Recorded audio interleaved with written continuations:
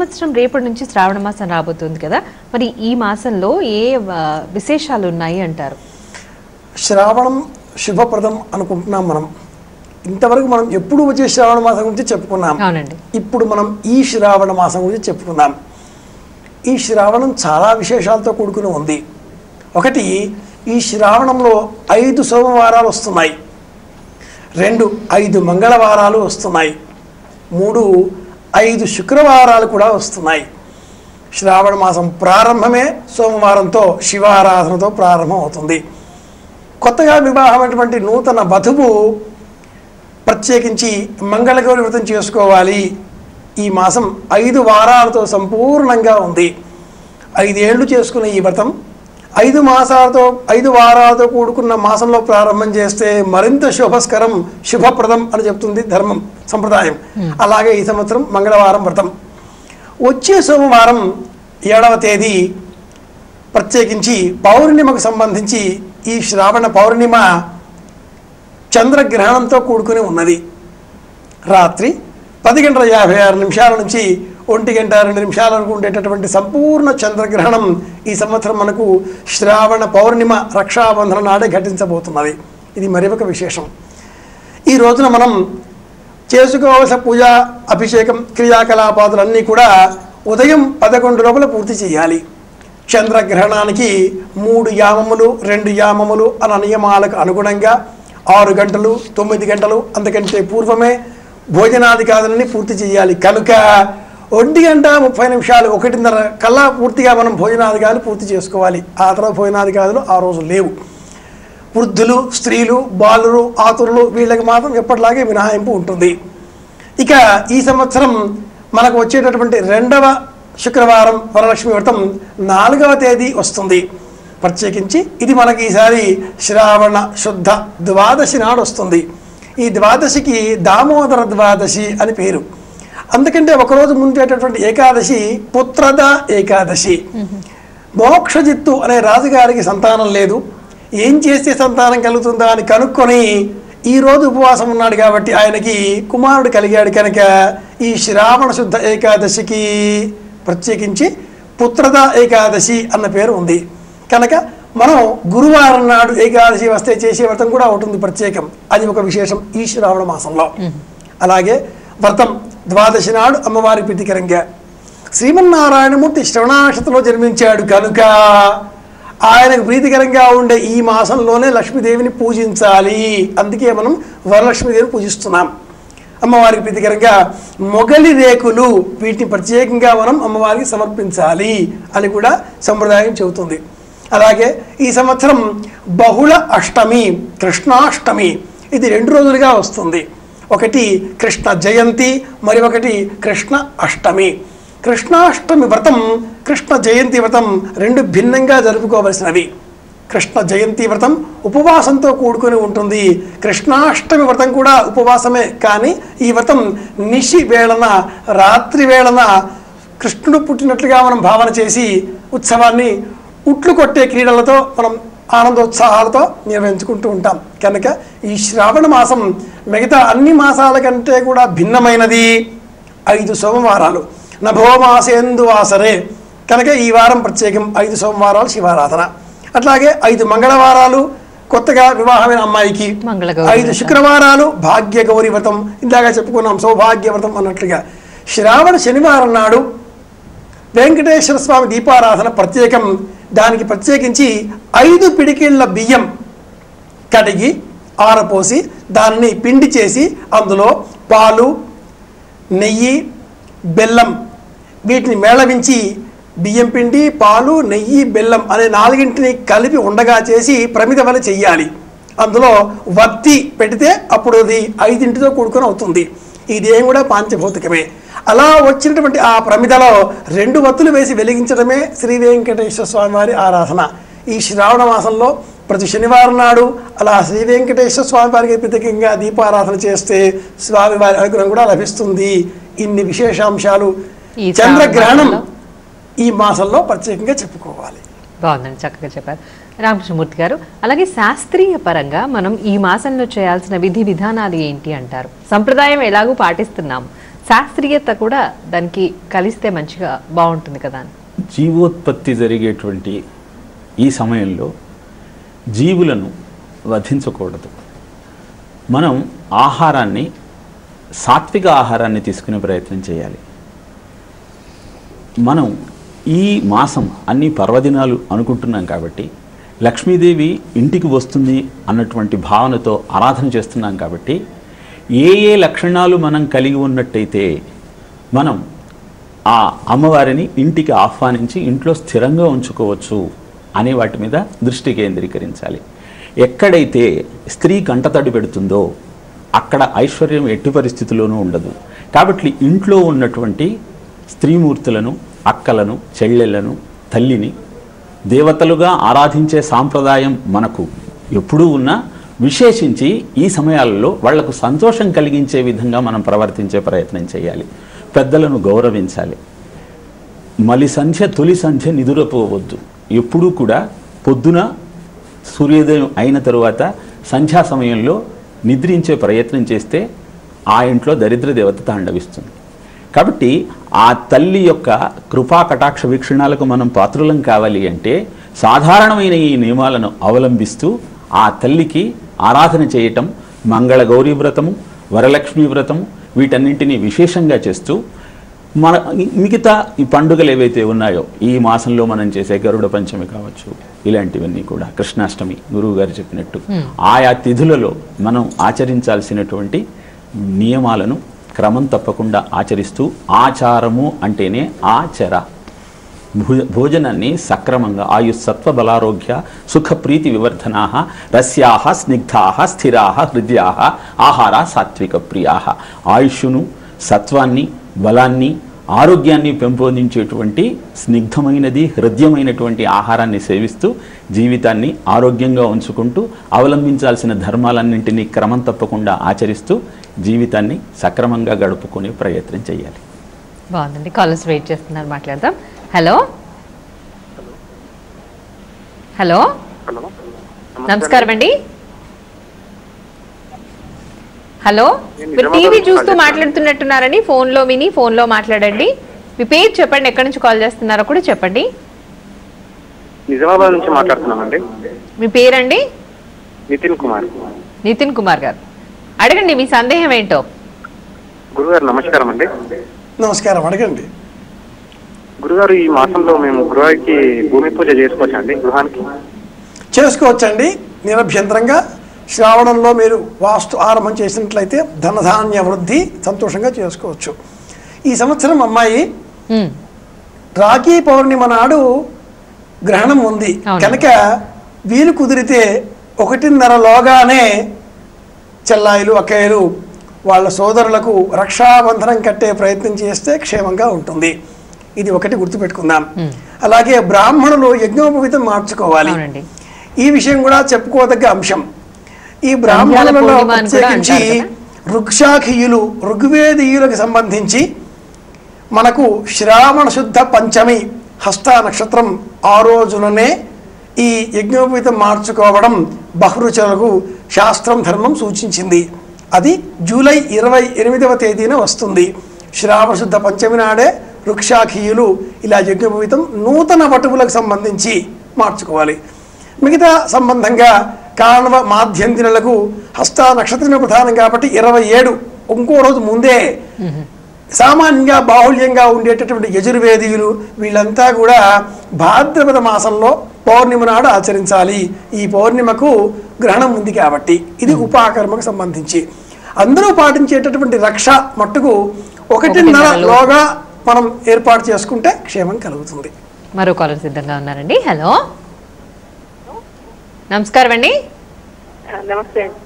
మీ పేరు చెప్పండి అమ్మా, ఎక్కడి నుంచి కాల్ చేస్తున్నారో కూడా చెప్పండి. సుధారాణి, హైదరాబాద్ నుంచి కాల్ చేస్తున్నాను. మీ సందేహం ఏంటో అడగండి. ఇది వరలక్ష్మి వ్రతము పొద్దున చేసుకోవాలా, సాయంత్రం చేసుకోవాలా అనేది ఒకటి. ఇంకొకటేమో కలశంలో ఏమేమి వేయాలి అనేది ఇంకొకటి. రామకృష్ణమూర్తి గారు మీరు చెప్తారా? కాకినాడ గారు మీరు చెప్పండి. కాకినాడ అమ్మ, వరలక్ష్మి వ్రతాన్ని ఉదయమే చేసుకోవాలి.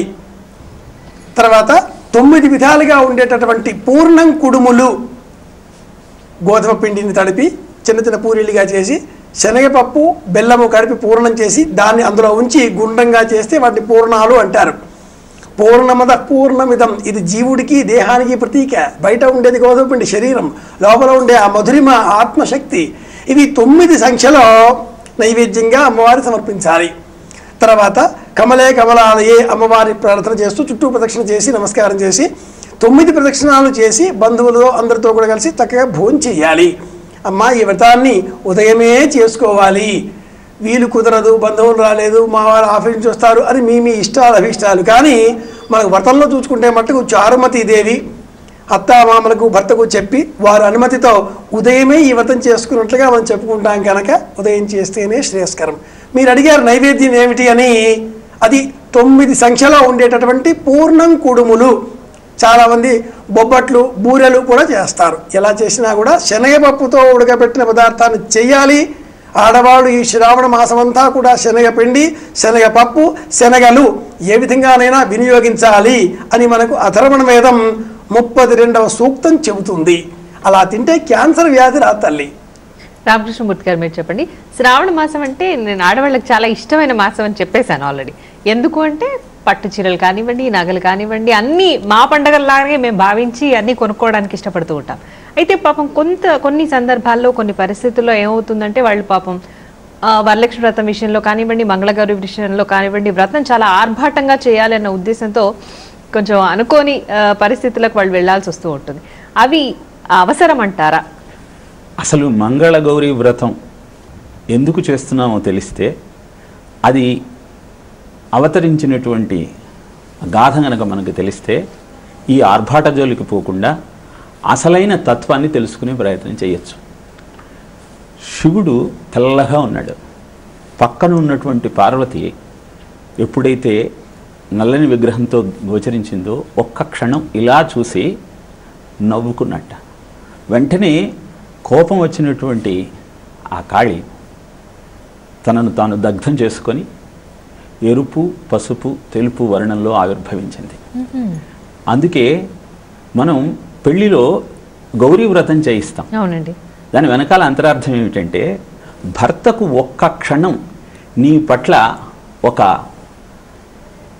వ్యతిరేకమైన భావన కలగటం కారణంగా తనను తాను దగ్ధం చేసుకొని ఆయనకి ఇష్టమైన విధంగా తనను అవతరింపజేసుకున్న ఆ తల్లిని గనక నువ్వు జ్ఞాపకం చేసుకున్నట్టయితే నువ్వు ఎందుకని వ్రతం చేస్తున్నావు అన్న విషయం నీకు గుర్తొస్తుంది. శ్రీ మహాలక్ష్మికి కూడా శ్రావణ మాసం ఎందుకు ఇష్టం అంటే ఆ నక్షత్రం తన భర్త అయినటువంటి శ్రీమన్నారాయణుడి జన్మ నక్షత్రం.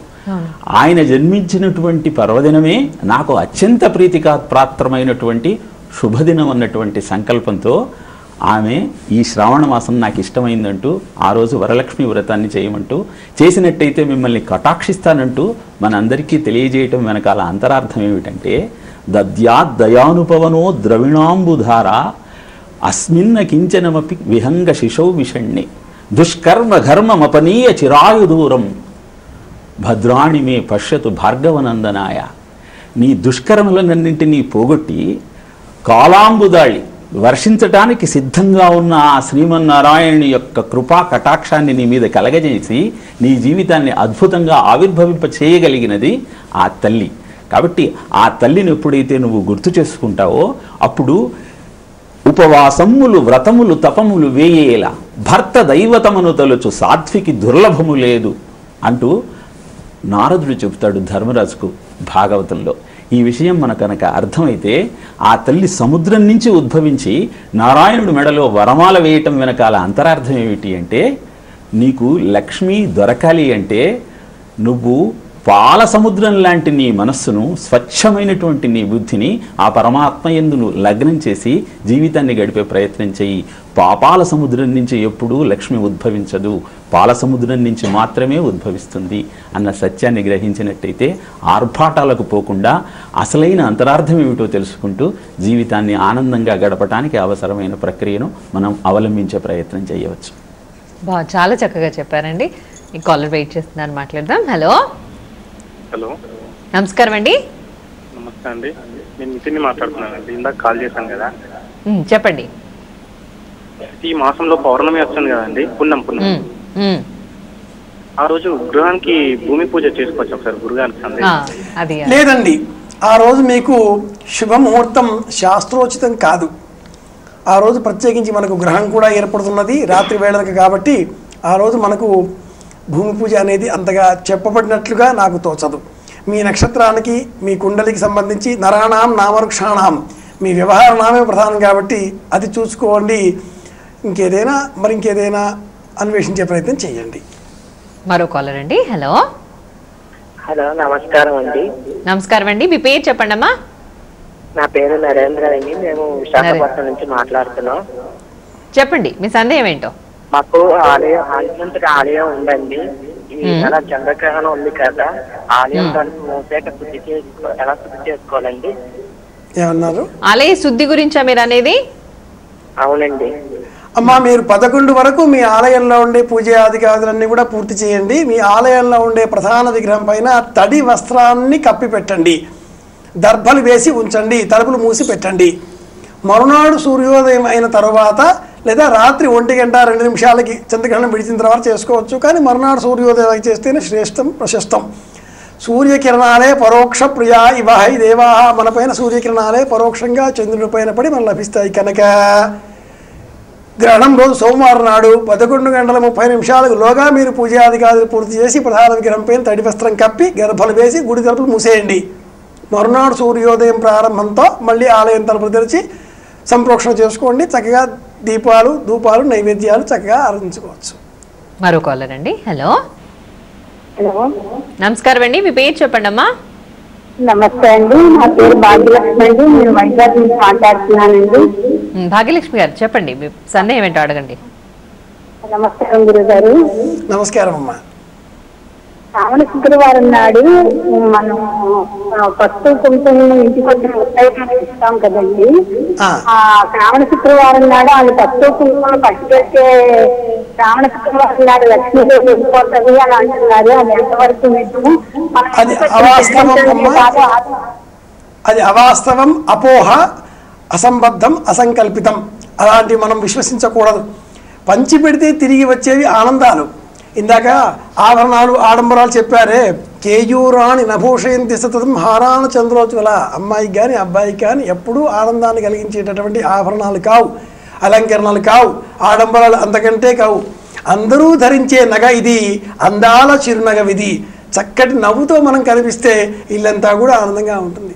కనుక అలా నవ్వుతూ మనం నడిపించుకునే ప్రయత్నం చేద్దాం. మీరు అన్నట్లుగా ఆవిడ ప్రశ్న కూడా ఇదే సమాధానం అవుతుంది. మరో కాలర్ అండి. హలో హలో అమ్మ, మీరు టీవీ చూస్తూ మాట్లాడుతున్నట్టున్నారు. టీవీని మొత్తం మ్యూట్ లో పెట్టేయండి.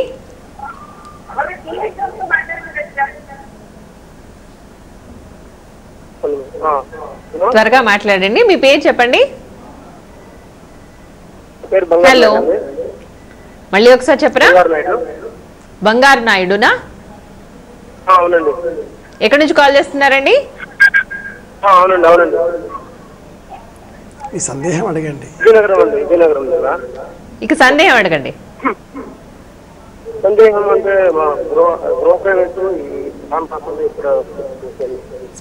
స్పష్టంగా అడగండి. బంగారు నాయుడు గారు, మీ గృహ ప్రవేశం ఉంది ఎప్పుడు? హలో, ఈ మాసంలో చేసుకోవచ్చు. ముహూర్తాలు ఉన్నాయండి. 2, 11, 16 ఈ తేదీల్లో మంచి ముహూర్తాలు ఉన్నాయి. మీ సమీపంలో ఉండే అయ్యవారిని ఎవరైనా ప్రత్యేకించి సంప్రదింపులు చేసి మీ పేరుకు తగ్గట్లుగా నరాణాం నామవృక్షాణం వ్యవహార నామం చూడాలి. ఇక్కడ జన్మనామం కొన్నింటికే చూస్తారు. మీకు సరిపోయేటువంటి ముహూర్తాలు మీరు చూసుకోవచ్చు. ఈ నెలలో ముహూర్తాలు ఉన్నాయి, చేసుకోవచ్చు. శుక్రవారం నాడు పసుపు కుంకాలు ఇంకోరికి ఇస్తే ఇంట్లోంచి లక్ష్మి వెళ్ళిపోతుంది అనేది అపోహ. అలాంటివి నమ్మకూడదు. ఆనందంగా ఇద్దాం, తీసుకుందాం. ఇంకో కాలర్ ఉన్నారండి. హలో, మీ టీవీ చూస్తూ మాట్లాడొద్దండి. ఫోన్లో విని ఫోన్లో మాట్లాడండి. టైం చాలా తక్కువగా ఉంది. మీ పేరేంటి, ఎక్కడి నుంచి కాల్ చేస్తున్నారు? హలో, చెప్పండి. హలో హలో వినబడుతోందా నేను మాట్లాడేది? వినపడుతుంది. మరి చెప్పండి, మీ పేరు చెప్పండి. నా పేరు నాగేశ్వరరావు. మీ సందేహం ఏంటో అడగండి. మా సందేహం, హలో చెప్పండి, వింటున్నాం అందరం ఇక్కడ. పూజ గురించి కనుక్కోవడానికి మేడం. పూజ ఏ పూజ? ఇది మంగళగౌరి వ్రతం అని అడుగుదాం అనుకుంటున్నారట, మీరు చెప్తారా? అలా ఏం కాదమ్మా, మీరు ఎంతో శ్రద్ధతో భక్తి టీవీ కార్యక్రమాలు చూస్తున్నారు, చాలా సంతోషం. ఇలా ఫోన్ చేసే ముందు మీ ప్రశ్న ఏంటో కాగితం మీద రాసుకొని లైన్ కలపండి. అప్పుడు గడగడా మీరు రాసుకున్న కాగితాన్ని చదివేస్తే కాలము కలిసి వస్తుంది. లక్షలాది కోట్లాది మంది ప్రపంచమంతా చూస్తుంటారు, అందరికీ అవకాశం లభిస్తుంది. మంగళవారం నాడి గురించి మీ ప్రశ్న పూజ ఎలాగా అనుకుంటే, భర్తకు వచ్చేటటువంటి ఆపదలు ఆ ఇల్లాలు వ్రాసుకునేటటువంటి కాటిక వల్ల తెలుస్తాయి. అమ్మాయి కాటిక వ్రాసుకుంటుంది, అబ్బాయి కూడా వివాహం అయ్యే కంటే వరకు కూడా కాటిక రాచుకోకూడదు, అప్పుడే రాచుకుంటాడు. యదాంజనంత్రైక కుతం జాతవేదకం హిమవత ఉపరి అంజనం. అలాగా భర్తకి పాము కాటు వస్తుందేమో అని కనుక్కొని ఆవిడ సర్పం అలాగా పాలతో కలశం పెట్టింది, పాములో దూరింది. ఇది మంగళగౌరి కథ. ఈశ్వర పుత్రునకు గజావతారణకు పార్వతీతనకు భక్తితోనూ ఇలాంటి పాటలు పాడుకుంటారు. ఈ కథ పాముకు సంబంధించిందే. నాగుల చవితి పాములదే, సుబ్రహ్మణ్య షష్ఠి పాములదే, పౌర్ణిమ పాములదే. ఈ మాసం అంతా కూడా పంట పొలాలలో నాట్లు వేసి ఉంటారు కాబట్టి బురదగా ఉంటాయి కాబట్టి ఆ పాములన్నీ కూడా అక్కడ గుడ్లు పెట్టి ఉంటే వాటిని వదిలిపెట్టేసి ఇండ్లలోకి వస్తాయని చెప్పి మనం నాగరక్ష ఒకటి ఏర్పాటు చేస్తాం. కార్తీక మాసంలో మళ్ళీ నాగుల చవితి అని ఏర్పాటు చేసుకుంటాం. అప్పుడు వాటికి విడుదల, ఇక పోవచ్చు, ఎక్కడ తిరిగొచ్చు అన్నట్లుగా. మొదటి నుంచి కూడా తెలుగు వారికి సర్పజాతితో చాలా స్నేహం. ఇలా పూజాధికారులు చేసుకుంటూ ఉంటారు. అలాగే మంగళగౌరి వ్రతం గర్భంతో ఉన్న ఆడవాళ్ళు చేసుకోవచ్చు అన్నది ఒక సందేహం ఉందండి. 5వ నెల దాటితే చేసుకోకూడదు, 5వ నెల వరకు ఉన్నవాళ్ళు చేసుకోవచ్చు, దాంతో ఏ లోపం లేదు. ఇక చివరిగా రామకృష్ణమూర్తి గారు, ఇందాక మీరంటే కొన్ని ఆచార నియమాలు చెప్పారు, ఎలా ఉండాలి ఈ మాసం అంతా అని కూడా. అయితే ఇంకా ఎటువంటి పూజాధికాలు చేస్తే ఆ అమ్మవారి కృపకు పాత్రులం అవుతాము అంటారు? గరుడ పంచమి నాడు అద్భుతమైన ఆ గరుడ తత్వం. మనం ఎందుకని గరుత్మంతుడు అత్యంత బలశాలి అంటామంటే ఆయనలో కొన్ని లక్షణాలు ఉన్నాయి. సునిశ్చితమైన దృష్టి ఉన్నది, దేన్నైనా సరే చనిపోయిన దాన్ని ఆయన ముట్టుకోడు. అంటే గతించినటువంటి వార్తలను ప్రామాణికంగా తీసుకోకుండా వర్తమానాన్ని ఆలోచన చేసి ప్రతిదాన్ని పరీక్షించి తెలుసుకునే అద్భుతమైన తత్వం గరుడ తత్వం. అందుకే అది శ్రీమన్నారాయణుడికి వాహనమైంది. అలానే నువ్వు ఆ నారాయణుని శక్తి ఆవాహన చేసుకోవాలంటే గరుత్మంతుడి లక్షణాలను కలిగి ఉండాలి. అదేవిధంగా మనం ప్రతి సోమవారం నాడు ఈ 5 సోమవారాలు శివుణ్ణి అర్చించినట్టయితే పెళ్లి కాని పిల్లలకు, ఆడపిల్లలకు, మాకు పిల్లలు ఎవరైనా సరే వివాహం కావాలనుకున్న వారికి ఆ శివుని యొక్క కటాక్షం కలిగి చక్కగా అద్భుతమైనటువంటి వరుడు వధువు దొరుకుతారు. కాబట్టి ఈ మాసంలో మనం ఇందాక చెప్పుకున్నట్టు మంగళవారి వ్రతం గురించి, వరలక్ష్మి వ్రతం గురించి చెప్పుకున్నాం. అలానే కృష్ణాష్టమి నాడు ఆ కృష్ణుణ్ణి ఆరాధన చేస్తూ కృష్ణతత్వాన్ని అభ్యాసం చేస్తూ జీవితాన్ని ఆనందంగా గడుపుకునే ప్రయత్నించారు. కాకినాడ గారు, మీరు చెప్పండి క్లుప్తంగా, అసలు దేవతలందరి అనుగ్రహం పొందాలంటే ఈ మాసంలో ఎలా ఉండాలి? ఒక్క పని చేస్తే సరిపోతుందండి.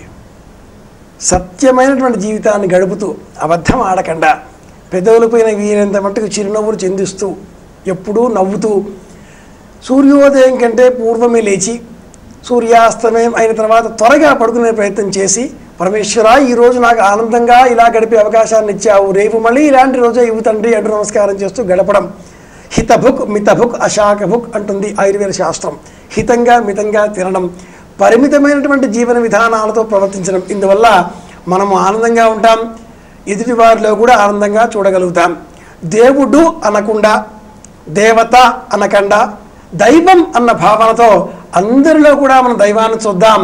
ప్రపంచమంతా కూడా ఆనందమయమే అని కోరుకుంటే అందరూ ఆనందంగా ఉంటారు, అందరిలో కూడా మనం ఉంటాం కాబట్టి మనం కూడా ఆనందంగానే ఉంటాం. స్వార్థం కూడా ఉంది ఇందులో. కనుక ఇప్పుడు చెప్పినట్టుగానే శుభమస్తు. చాలా విషయాలు తెలియజేశారండి. మీ అమూల్యమైన సమయాన్ని వెచ్చించి మాకు శ్రావణ మాసం గురించి, శ్రావణ మాస విశిష్టత గురించి ఎన్నో విషయాలు తెలియజేశారు. ధన్యవాదాలు. కృష్ణార్పణం.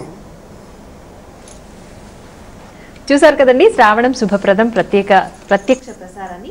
అలాగే మళ్ళీ ఈరోజు సాయంత్రం 8 గంటల నుంచి 9 గంటల వరకు కూడా మీరు శ్రావణం శుభప్రదం ప్రత్యక్ష ప్రసారాన్ని వీక్షించవచ్చు.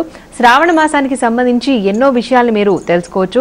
అలాగే మన భక్తి టీవీలో మీరంతా ఎంతో ఇష్టంగా వీక్షించే భక్తి కార్యక్రమాల్లో శ్రావణ మాసానికి సంబంధించి ఎన్నో విశేషమైన కార్యక్రమాల్ని ప్రసారం చేయబోతున్నాం. రేపటి నుంచి శ్రావణ మాసం ప్రారంభం కాబోతున్న శుభ సందర్భంలో మీ అందరికీ శుభాకాంక్షలు తెలియజేస్తూ నమస్కారం.